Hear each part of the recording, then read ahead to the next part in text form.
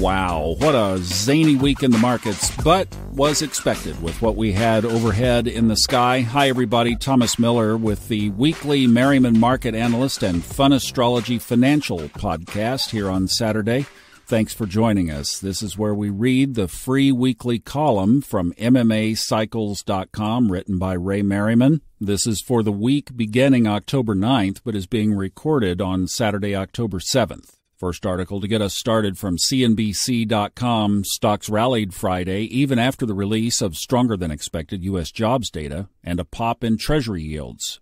The U.S. economy added 336,000 jobs in September, the Labor Department said. Economists polled by Dow Jones expected 170,000 jobs.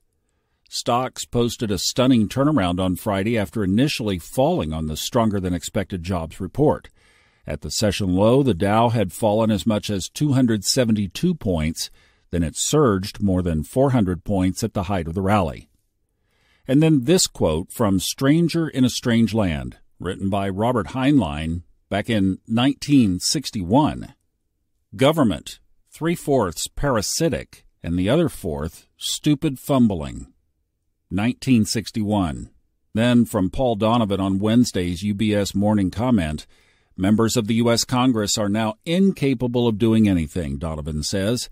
Financial markets are not surprised that members of the U.S. Congress are incapable of doing anything. Investors only care whether the House Republicans can get the extreme wing under control long enough to elect a speaker before the next government shutdown in mid-November. And now Ray's commentary. Last week was every bit as bizarre and insane as the Venus-Uranus square that ended the prior week would suggest. Aspects like this involving the planet Uranus have two faces when it comes to financial markets. They either break out below multi-month support or above multi-month resistance, or second, they end the trend and reverse. Usually these moves are accompanied by unexpected surprises in the political or banking realm. Investors in their markets witnessed all of that last week. In the U.S., the Dow Jones Industrial Average and S&P broke below their primary cycle lows of last August, but the Nasdaq held above its low of the previous week and then closed above its high of the past 2 weeks. Crude oil made its yearly high on September 28th, just one day before the Venus-Uranus square. Then it collapsed to a new 5-week low 1 week later, on Friday, October 6th. Gold and silver, much like the Dow Jones Industrial Average, broke to the downside with both plummeting to their lowest price since March. But on Friday, both posted very healthy rallies, reversals, right in line with our special gold report issued on Thursday morning. The U.S. dollar, on the other hand, soared to its highest mark of the year last Monday, only to reverse sharply lower into Friday. Not to be outdone, Bitcoin surged early last week to its highest price since August 17th. And all of this in the week that Matt Gaetz staged a minority uprising in the U.S. House of Representatives to unseat Speaker Kevin McCarthy, who had just successfully engineered a deal to prevent another possible government shutdown with the bipartisan help of the opposing party. His reward? Both the Democrats, all of them, plus 8 of Gaetz' Republican extremists booted him out. The chaos left in the week of government dysfunction is part of that Uranus business and political model. Now this week's short-term Geocosmics, starting off with an old song from John Fogerty, very familiar 1969 classic, Bad Moon Rising. I see the bad moon arising. I see trouble on the way. I see earthquakes and lightning. I see bad times today. Then from Bloomberg News Evening Briefing on October 3rd, a key demand among far-right Republicans has been to kill off U.S. funding of Ukraine's effort to beat back the Russian invasion. One clear beneficiary of the political maelstrom in Washington appears to be Vladimir Putin, whose effort to crush his neighbor now depends in part on Western nations, and in particular the United States, depriving Ukraine of the ability to defend itself. And then this in the Wall Street Journal on Friday from Kimberly Strassel, Gaetz and Company, a tale as old as time. She says many of the offenses the rebels cited as grounds for deposing Mr. McCarthy were of his own making. How dare Mr. McCarthy fail to pass all 12 spending bills by September 30th? How dare he then go to Democrats to get the votes to keep the government open? The insurgents engineered that outcome. The purpose of all of this? Some Republicans noted that Mr. Gates' antics were driven by his need for attention. The sad truth is that Washington has always been a town divided by those who put in the work and those who preen. End quote.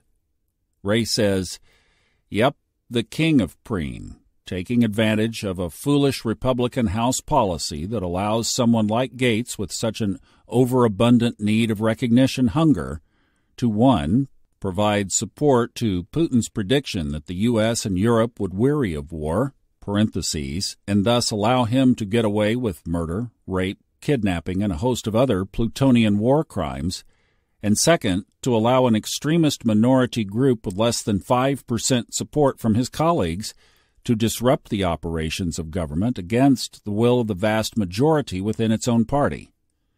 Is that really how democracy works? Or is it an example of taking high moral ground that the congressman claims he is following on behalf of the American people?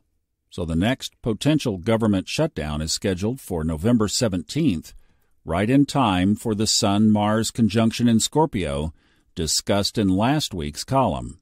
We're getting a glimpse of what that now will all be about as, 1, Mars prepares to enter Scorpio this week, October 11th and 12th, and then second, just 1 to 3 days after the co-rulers of Scorpio, Mars and Pluto, are highlighted with a Mars-Pluto square coming this Sunday, October 8th, and Pluto then turning direct on Tuesday, October 10th.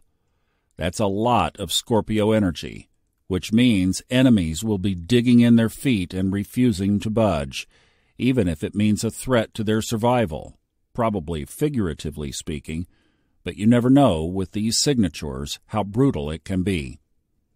Think of Pluto like a hot, smoldering volcano where the lava is slowly winding down the mountainside, picking up steam as it lurches toward something sacred, something valuable, like property, a life, a relationship, or a position at work. Someone else is going to get burned if they don't move out of the path in time. It won't pay to be relentless and uncompromising.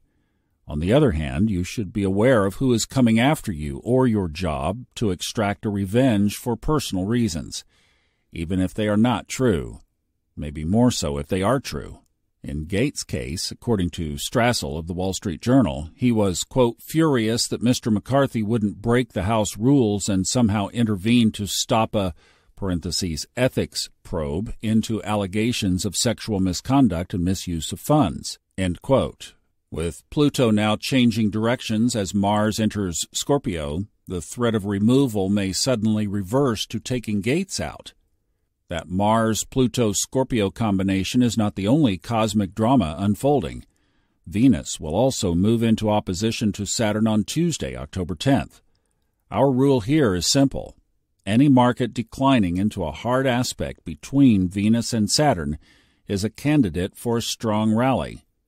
Historically, this has more correspondence to the end of a rally in stocks, but Venus actually has more relevance to grain and currency markets. In any event, the personal message with each of these applying signatures is similar. Let go and seek harmony. There is a bad moon rising underway, and if you aren't willing to be remorseful, to correct and heal the pain you caused, karma's going to get you. And that's the end of this week's commentary from Ray. Obviously, the focus of this newsletter has been the mundane political and financial implications of this week. I have also seen a lot of personal astrology unfolding this week. A friend's marriage collapsed suddenly, Venus-Uranus, and a very dear friend from college who has been nobly and gallantly fighting breast cancer for over a decade now has called in hospice. So it's in the collective, it's in the individual, and we'll keep following it right here because as these cycles and patterns unfold, we need to be aware and we will be on top of it. Level Up Sunday night, back for a full week of podcasts on fun astrology next week. Thank you so much for listening. Have a wonderful weekend.